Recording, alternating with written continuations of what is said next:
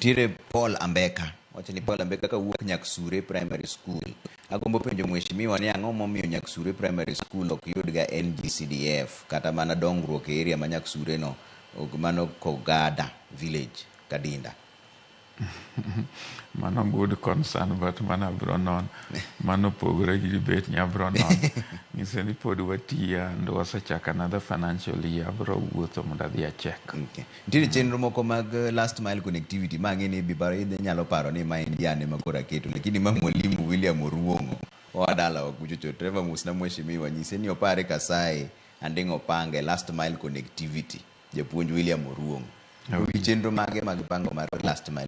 One gi many areas ma the programs the mbele sani mag last mile connectivity ya nitie areas ma nyawase map out ma inchi onge mikete stima sani moka pani areas moko sechako dhi mbele. Mago jo mane rona penjo ka gin Nyakach lakini waduga ne mbele i debate wa mara wagomba kani to koro sirikal gi chenro magen godo sani ni in kineno sirikandni inyalo luonge nang'o nikech nitiere joma luonge ni broad based, joma luonge ni coalition, nitiere joma luonge ni inclusivity government. In kinene sirikal machalo nade to bodhi tiyo maber? Ya obro maber nikech koro sani nitie paro mopogore opogore madhi wuok. Nitie paro ma nowuok kage. Mbadi has been an assistant minister before. He's an experienced member of parliament who was doing his 20th year in parliament. Wanda is very experienced in the private sector before joining and also started as an activist. He's one of the longest serving started. Many people might not know that from the time of Jaramogi. So, opinion magi dhi kelo and wang'e gi magi stand for. I believe ne dhi konyo sirikal no. And ang'e ni ket manyoket gi kanye momiyo kata chuny jo jensis koro sedok piny. Ok ine ka koko koro nitie mang'e.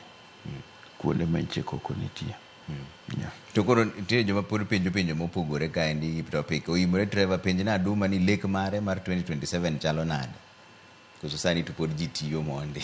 Ma penjo mobiro kwe ariyo adega uchielo. Sani gima duong' ahinya gi gik manyadhi mbele Kenya ka en loso Kenya.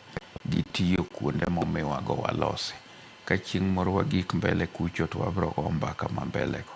But kwa keto mage pachwa ahinya to gik ma ji penjo gi ok wadhi timo kata rie Kenya kata rie chama maro. Yeah. Sani ma koro sani en mana tich kende ma juni gbeni. Sani en mana tich to gi rie chama maro nikech ing'eni wane mane chama maduong' man gi oda e Kenya ka moting'o ji kendo dhoudi duto mag Kenya ka te. Udhi timo nang'o